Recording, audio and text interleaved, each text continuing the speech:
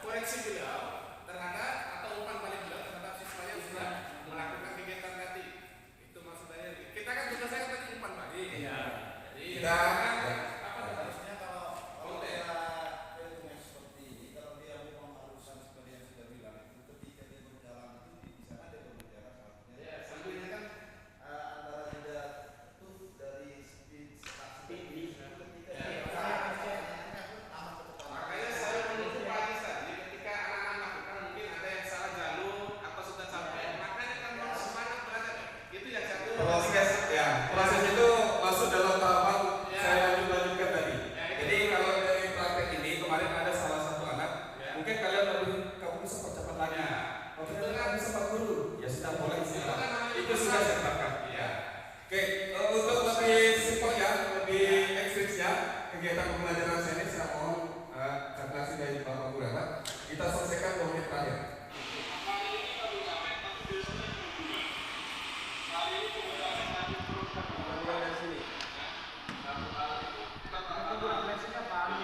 Nah, ketemu di sini bayar 2 menit terakhir mohon ditonton.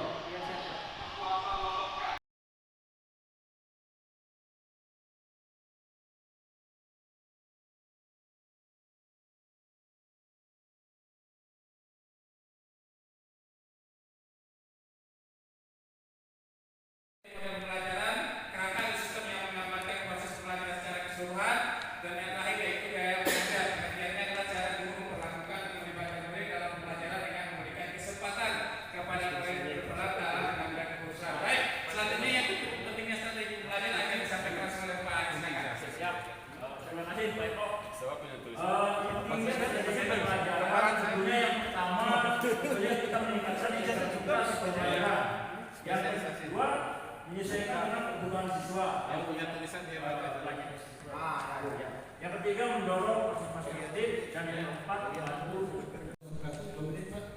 Jadi kita mengambil hanya satu saja terkait dengan pengertian apa yang sebagai guru. Kita mengambil strategi. Strategi yang dimaksud adalah teknik yang digunakan oleh guru untuk mencapai tujuan pembelajaran yang ditanya. Kemudian strategi pembelajaran ini ada indikator yang ada 6. Kita ambil PBL-nya. Oke, sip. problem based learning, artinya pembelajaran berbasis masalah. Kemudian indikator dari PBL ini ada 4. Yang pertama ini dari saya, bisa mengeksplorasi kemampuan kognitif peserta didik.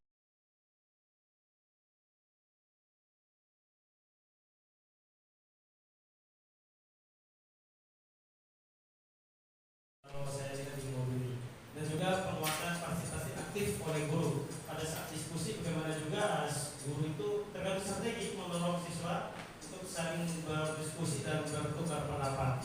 Pada dasarnya tujuan intinya adalah menciptakan lingkungan belajar merata, adil dan inklusif. Itu aja kalau saya baca. Terima kasih. Assalamualaikum. Daya latihan. Ya, latihan ya. Kita ambil daya latihan ya. Ya, Seluruhnya siap, Bang? ya, pagi anak-anak. Pagi.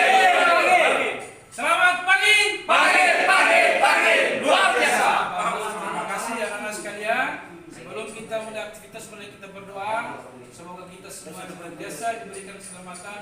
Berdoa. Mulai. Kalau saya nanti bilang saya Selesai. Jadi izin ya anak-anaknya sekalian yang tidak hadir ini Pak Guru bisa Muhammad Nasir ini yang tidak hadir ya. Mungkin dalam keadaan sakit ya. Jadi setelah kita kita akan melakukan kombinasi modifikasi lari dengan lari zigzag. Tapi karena berhubung aset sekolah kita tidak mempunyai apa-apa, jadi kita pergunakan teman kalian semua ya. Oke, sekarang lari sampai sana, tapi larinya itu nanti akan nah, ya, kelompok ya. Oke. Kelompok semua ya. Oke. Jangan diatur lagi ya, karena udah. Mandiri ya. Ya, sekarang siapa yang duluan kelompoknya sampai ujung finish, itu yang akan menang ya. Nah, jadi yang paling belakang nanti akan lari. Paling belakang akan lari, larinya zigzag begini. Begini. Terus. Ya. Sampai. Nah, baru ke sini. Lagi yang ke belakang. Iya, Pak. Ya, Pak. Siap. Nanti cepat. Cepat, Oh, Pak. ya, teman-teman ini belum. Tunggu Abang Adil dulu ya. Siap. 1, 2, 3. Ayo. Pak. Saya ke sana ya. Siapa yang mau saya ke sana?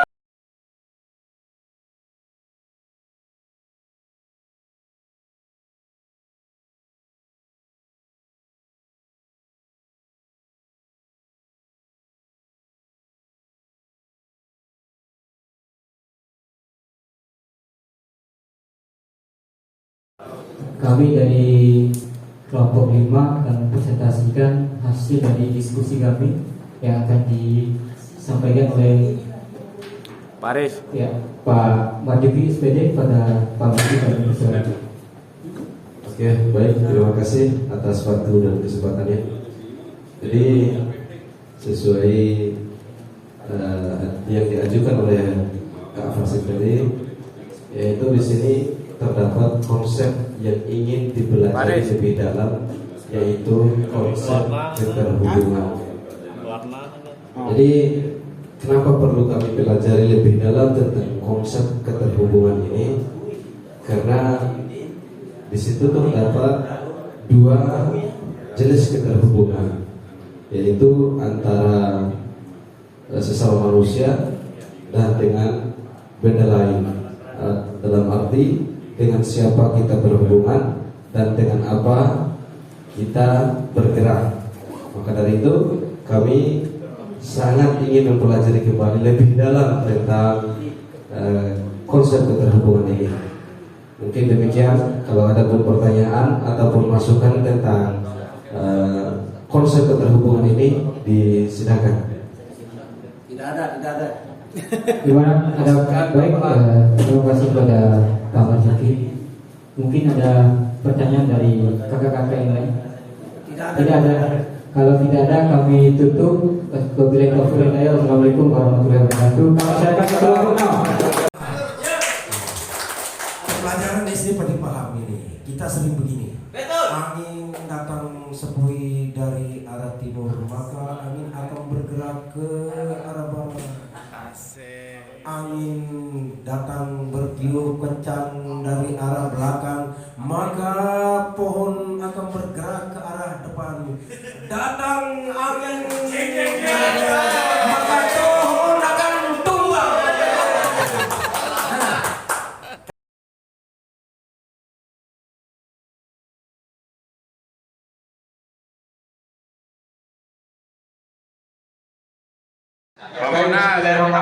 Assalamualaikum.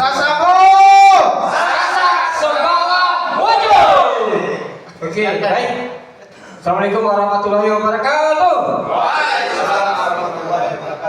Semangat pagi.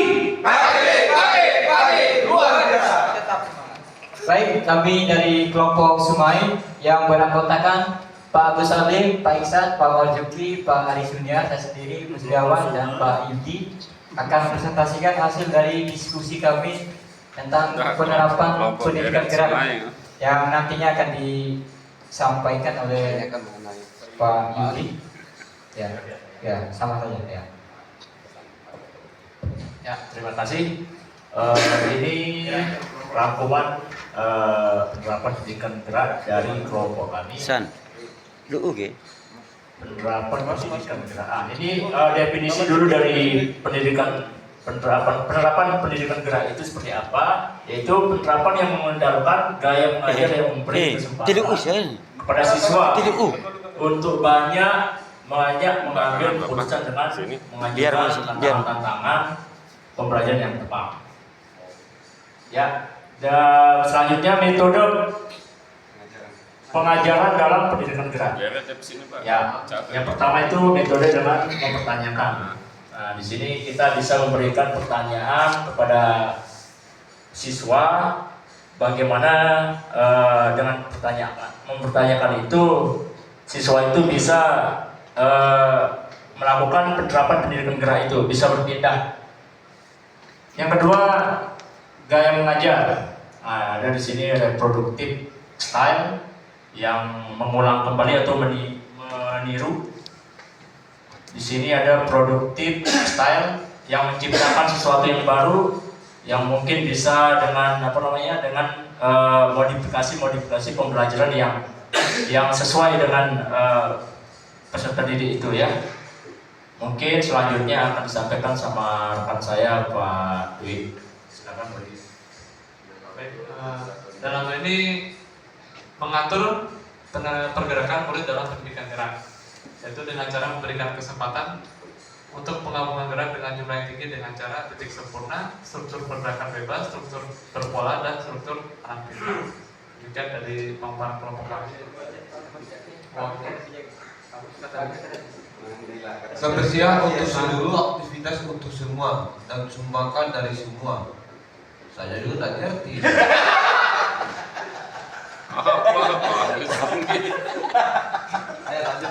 Baik, ya, terima kasih kepada Pak Adi Sunia dan Pak Dwi yang telah mempresentasikan dari hasil tugas kelompok kita.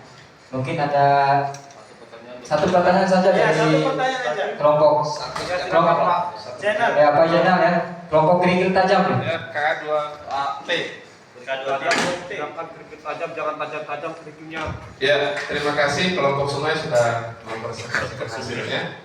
Ini pertanyaan saya khususkan kepada Pak Agus, karena bukan nih Bapak Saudara, karena memang Pak Agus kemarin kan bercerita tentang sungai juga kan. Siapa Agus? Yang saya baca GLSP ya. Ini dikaitkan dengan pembelajaran terdiferensiasi yang saya baca di modul. Kira-kira menurut teman-teman dari kelompok Sungai, kenapa GLSP ini mampu memenuhi atau mampu bisa dikaitkan dengan pembelajaran terdiferensiasi itu sendiri? Dari mananya gitu? Nah, mohon diperjelas. Pak Agus mungkin karena pengalaman pribadi mungkin bisa dijelaskan gitu. Terima kasih Pak Dulu. Ayo Pak Agus. Baik, terima kasih Pak Jainal. Mungkin Pak Iksan akan menjawabnya. Baik, terima kasih. Mungkin nanti bisa ditambah oleh teman-teman. Pada dasarnya pembelajaran berdiferensiasi itu berpusat pada murid ya, bagaimana kita mengelola sesuai dengan kebutuhan murid. Nah, di sini ada salah satu poin ya yang sudah dibaca tadi terkait tentang ini ada produktif ini ya, produktif menciptakan sesuatu yang baru. Dalam hal ini istilah yang saya sudah baca di modul tadi, program itu sudah dibuat oleh guru. Nah, ketika suatu prasarana atau alat peraga tidak ada di kelas, bagaimana kita membuat strategi bahwa kira-kira apa yang kita lakukan. Di sini memunculkan alat kritis siswa supaya dia mengembangkan bakatnya sendiri. Ya, seperti apa yang saya sampaikan di sekolah saya, tentu dalam sekolah kekurangan alat peraga. Dalam hal ini ketika saya mempelajarkan lari estafet, ya lari estafet, dan saya kan nggak ada tongkat di situ. Nah, siswa itu akan mencari referensi kira-kira kalau tidak ada tongkat apa yang harus dilakukan. Itu sesuai dengan kebutuhan murid. Ada yang menggunakan tongkat, ada yang menggunakan kayu. Itu menciptakan, itu adalah suatu pembelajaran berdiferensiasi. Ya, mungkin salah satu contohnya seperti itu. Ada tambahan? Ya, terima kasih. Oke, baik, terima kasih. Karena pembelajaran berdiferensiasi itu yang memenuhi segala kebutuhan peserta didik. Jadi di sini sesuai pertanyaan, sebenarnya kami belum masuk pada situ tadi. Tapi karena ada ditanyakan, yaitu tentang GLSP, yaitu Generic Level of Skill Proficiency. Jadi pada dasarnya pertama itu, kalau tahap tingkat dasar itu harus sesuai dengan kebutuhan dan kemampuan peserta didik itu. Mulai dari level paling rendah seperti protokol level pre-control level. Lalu apabila dia sudah sedikit ada perubahan, maka dia akan dikategorikan kepada kelompok yang sudah dapat terkontrol. Itu dasar. Kalau tadi pradasar. Nah, ini yang kedua adalah kontrol dasar, kontrol level. Lalu apabila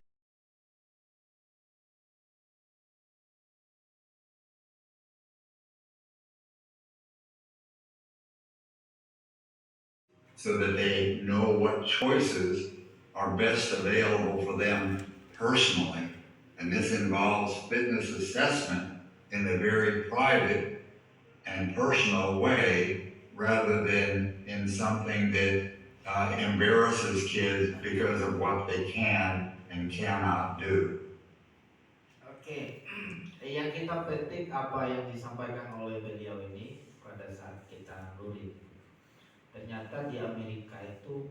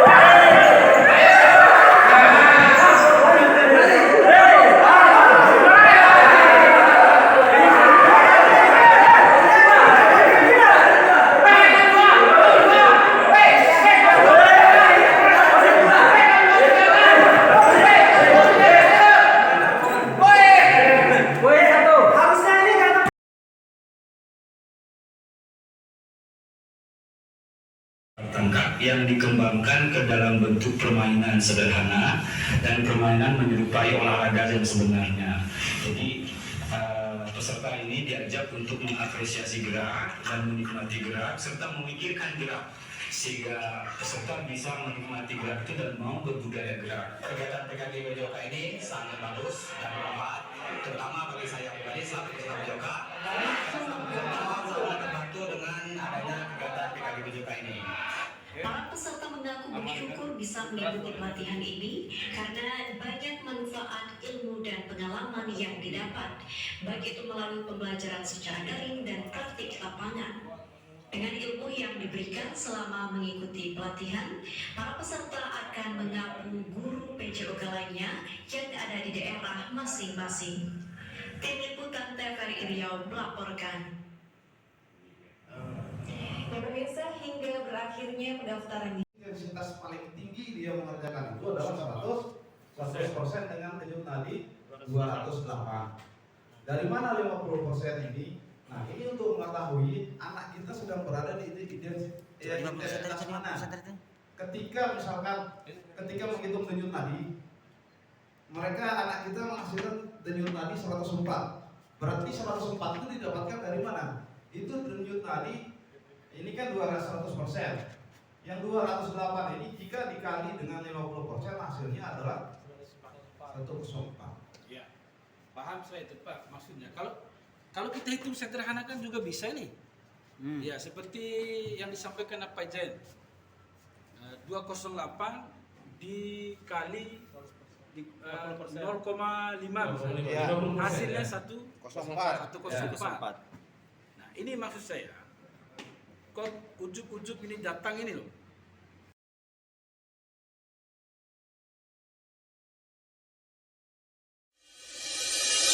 Halo bosku, adakah? Ada sayang, ada.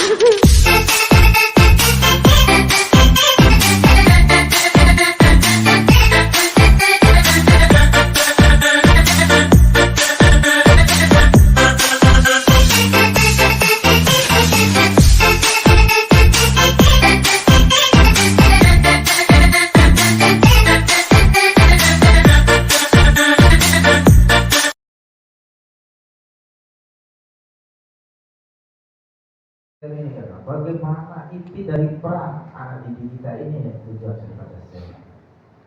Itu poinnya SEM. Bisa kita lihat bersama di catatan pentingnya ini kan. Coba perhatikan. SEM adalah suatu pendekatan pembelajaran PJOK yang menawarkan pengalaman belajar yang lengkap dalam konteks kehidupan nyata di bidang olahraga. Ini mana SEM ini memang bersyukur ini kan baru yang lulus PJOK ini yang dapat materi SEM. SEM bertujuan untuk mengembangkan dan membutuhkan antusias peserta didik dalam berolahraga, karena dengan antusias ini peserta didik akan melindungi, meningkatkan dan menguatkan budaya olahraga dalam kehidupan sehari-harinya, sehingga akan menjadi tetap hidup aktif di sepanjang hayat. Tetap kembali di hidup aktif sepanjang hayat tujuannya. Ya, kita kemarin belajar modul 2.4 terkait kebugaran, tetap berbicara sepanjang hayat ya. Iya, betul. Nah, SEM ini juga itu tujuannya.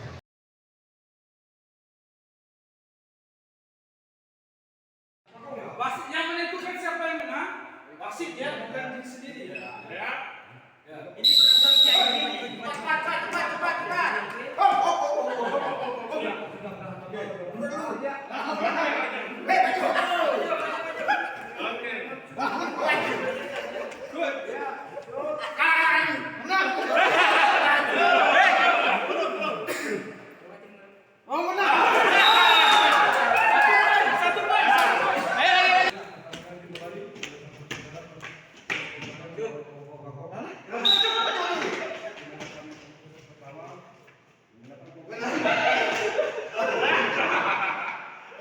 Awas saling cium, Be.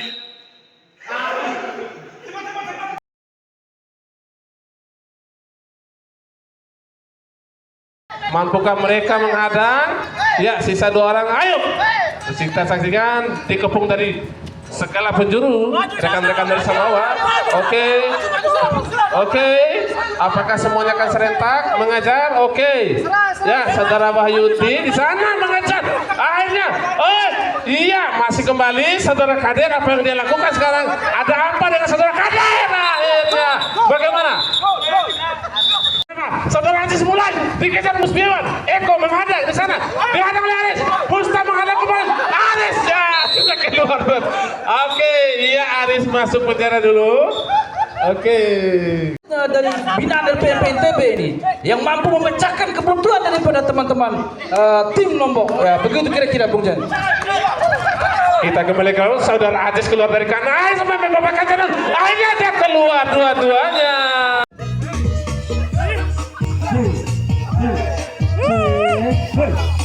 Iya, inilah dia kedua tim pemain sedang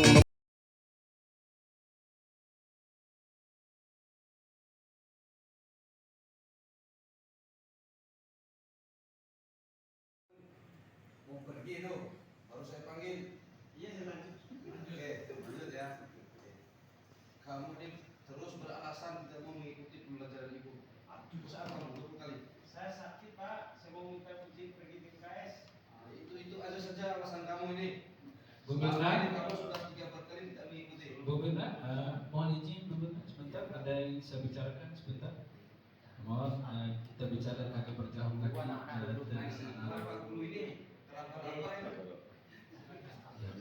Jadi Bu Mirna, dari apa yang dilakukan Doni tadi sehingga Bu Mirna melakukan memberikan hukuman pusat sebanyak 20 kali.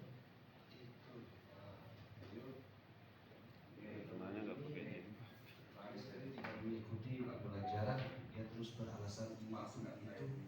Karena itu hari ini saya minta kuliah. Oh iya, jadi begini Bu Mirna ya. Kalau Ibu Mirna memberikan punishment atau hukuman di depan rekan-rekannya yang lain, maka ini akan berdampak dan berpengaruh terhadap psikologi si Doni ini. Karena kita tahu sama-sama Doni ini bagaimana siswa yang tergolong lumayan nakal,